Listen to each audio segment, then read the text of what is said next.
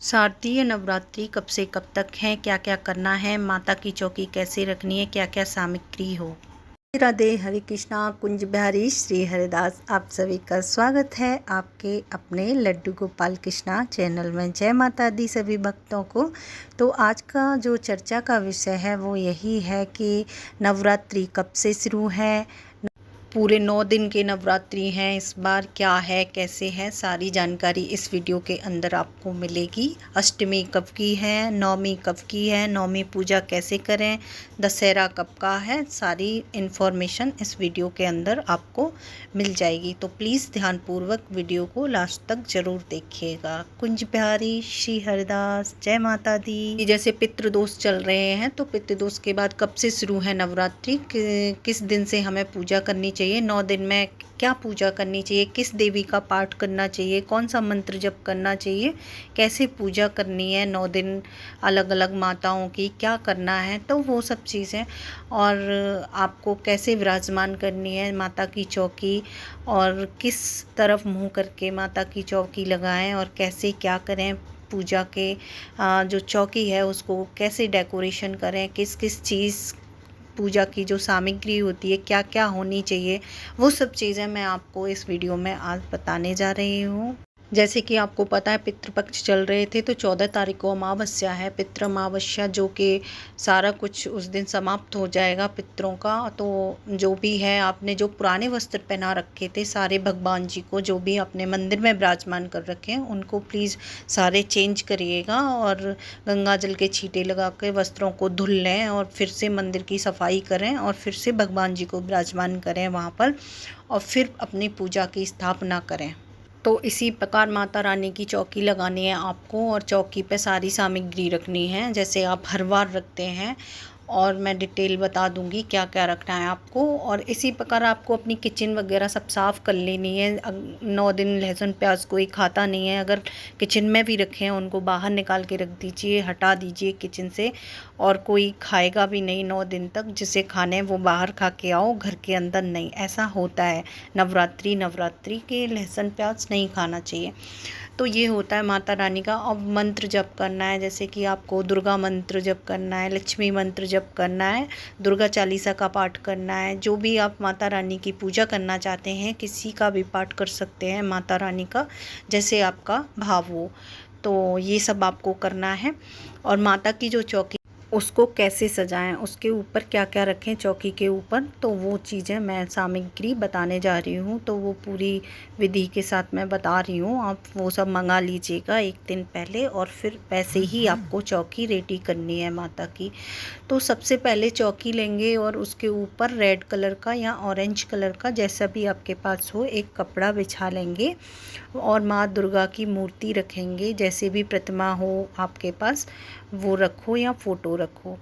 और सामग्री में सिंदूर रखेंगे, केसर रखेंगे, कपूर रखेंगे, धूप वस्त्र रखेंगे, दर्पण रखेंगे, कंघी रखेंगे, कंगन चूड़ी ये रखेंगे माता के लिए, क्योंकि श्रृंगार करती हैं माता रानी, तो सारी चीज़ें रख। और एक ऑयल ले लाएं, सुगंधित कोई तेल हो वो भी रखना है माता रानी की चौकी पर। और पानी वाला जटायुक्त नारियल, दुर्गा सप्तमी किताब, बंधन बार, आम के पत्तों का पुष्प बना के रखें, और फूल ले लें अलग से पुष्प, वो रखने हैं आपको।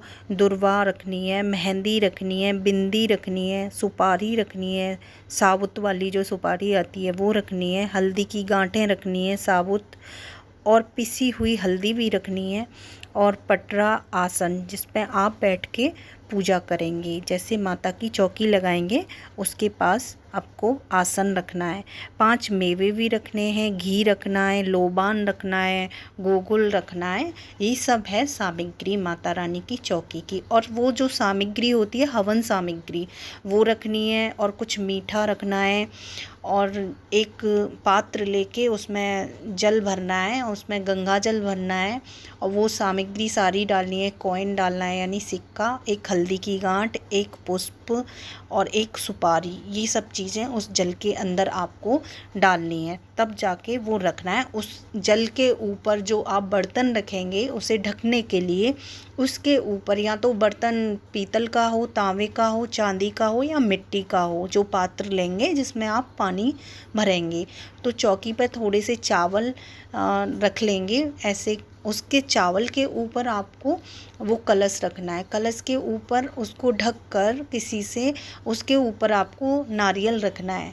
उस नारियल को कलावे से 5 बार या 7 बार मंत्रों के साथ ऐसे लपेट देना है और वहाँ पे स्थापित कर देना है चौकी पर। और फिर यहाँ अशोक के पत्ते जैसे भी हों आपके पास पॉसिबल, आम के पत्तों से उसको डेकोरेट कर देना है और वहाँ माता रानी के आगे विराजमान कर देना है चौकी पर। तो ये सारी थी सामग्री जो मैंने अभी इस वीडियो में बताई आपको। ये सारा सामान आपको एक दिन पहले ले लेना है।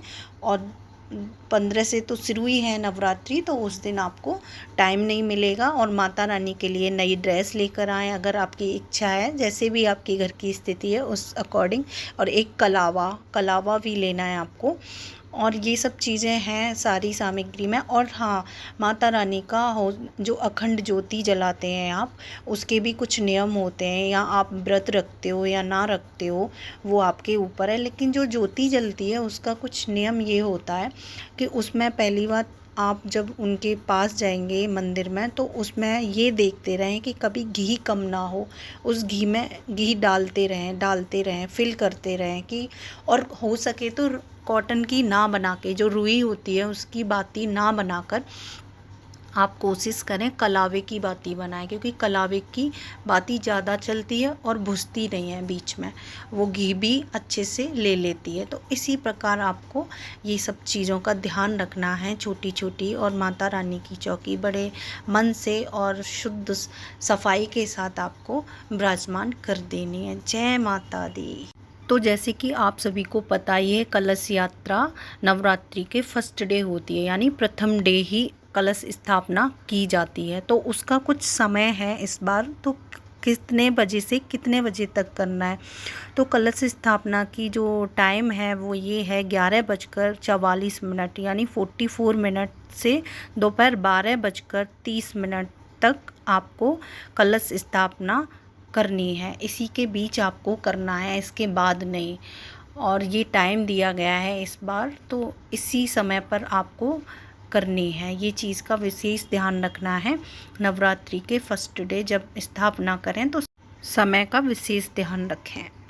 और हाँ, एक बार और, इस बार शारदीय नवरात्रि की जो दुर्गा अष्टमी की तिथि है वो 22 अक्टूबर इस बार है, 22 अक्टूबर पड़ रही है। ठीक है, महाअष्टमी के दिन, इस दिन आपको कन्याएं जमानी है, मतलब कन्याओं को भोजन कराना है।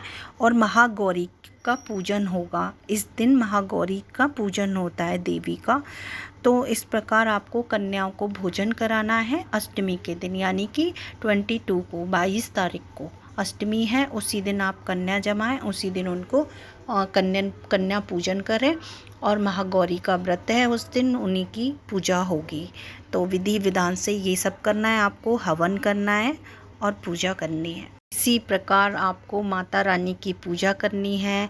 तो प्लीज़ ध्यानपूर्वक अच्छे से सारी जो चीज़ें मैंने बताई हैं उनको फॉलो करिएगा और अच्छे से अपनी पूजा करिएगा। और आपको पता ही है, जो सच्चे मन से अच्छे भक्त होते हैं तो उन पर माता रानी हो या लड्डू गोपाल जी हो, कोई भी आपके इष्ट देव हों, सबकी कृपा और उनका आशीर्वाद आपके पास, आपके ऊपर हमेशा उनका हाथ रहता है।